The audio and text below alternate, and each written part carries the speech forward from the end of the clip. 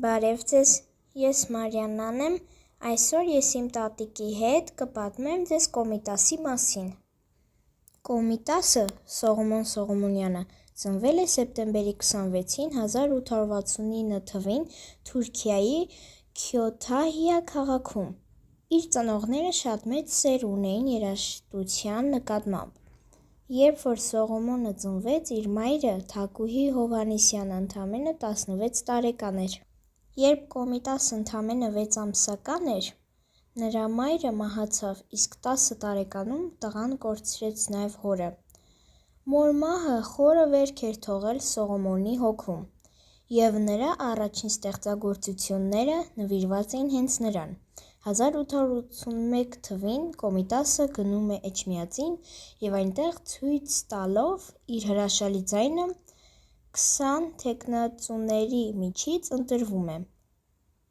1890 թվականին նա դառնում է սարկավակ ու 1893 թվականին ավարտում է Գևորգյան հոգևոր ճեմարանը։ Նրան շնորհվում է Բեղայի աստիճան և տրվում է 7-րդ դարի նշանավոր բանաստեղծ ու ստանում Կոմիտաս վարդապետ անվանումը։ 1899 թվականին սեպտեմբերին Կոմիտասը վերադառնում է Էջմիածին։ Նա հավաքել և գրառել է ավելի քան 3000 հայկական ժողովրդական երաժշտության նմուշներ, որոնցից ավելի քան կեսը հետագայում կորել է և միայն մոտ 1200-ն է պահպանվել։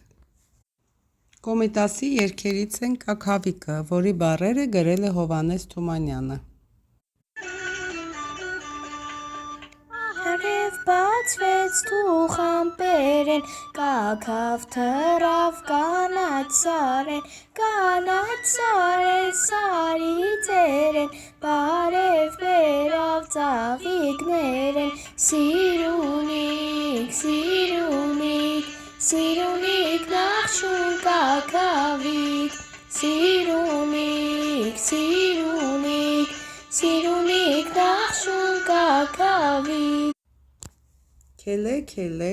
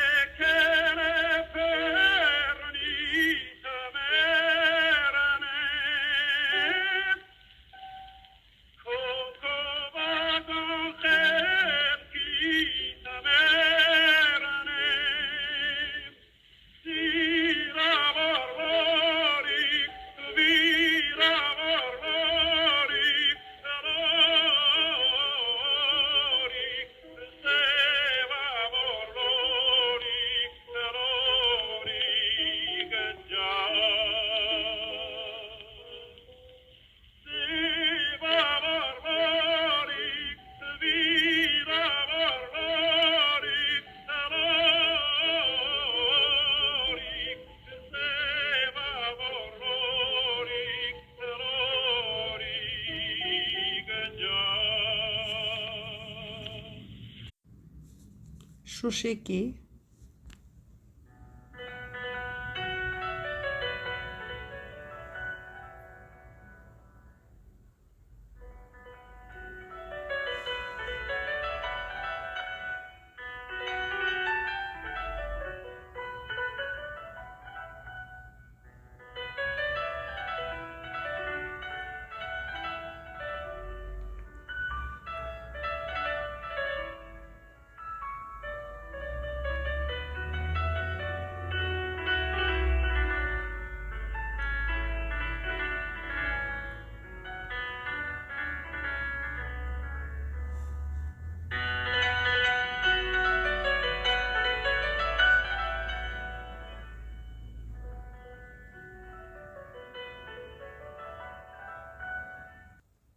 Բացի հայ ժողովրդական երգերից, նա նաև հետաքրքրվել է այլ մշակույթներով և 1904 թվականին հրատարակել քրդական ժողովրդական երգերի երբևէ գոյություն ունեցող առաջին ժողովածուն։ Հայոց ցեղասպանության ժամանակ 1915 թվականի ապրիլին շատ այլ հայ մտավորականների հետ մեկտեղ Օսմանյան կառավարության կողմից Կոմիտասը ձերբակալվում է և աքսորվում բանտարկյալների ճամբար։ Նրան շուտով ազատում են անհայտ հանգամանքներում։ Մինչև 1919 թվականը նրան սկզբում տեղավորում են թուրքական ռազմական հոսպիտալում և ապա տեղափոխում Փարիզի հոգեբուժարաններ, որտեղ էլ տառապանքների մեջ անց է կացնում իր կյանքի վերջին տարիները։ Կոմիտասին ընկալում են որպես ցեղասպանության զոհ և արվեստում պատկերում որպես ցեղասպանության հիմնական խորհրդանիշներից մեկը, և 1935 թվականին հոգեբուժարանում մահանում է Կոմիտասը։